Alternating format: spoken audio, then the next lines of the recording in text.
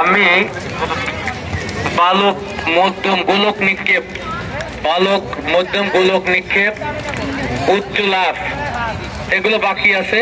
বালক ছোটদের উচ্চ লাভ বাকি আছে। আমি ইভেন্টগুলি পরিচালনার জন্য পরিমল স্যারকে অনুরোধ জানাচ্ছি। পরিমল স্যার বালক গোলক নিক্ষেপ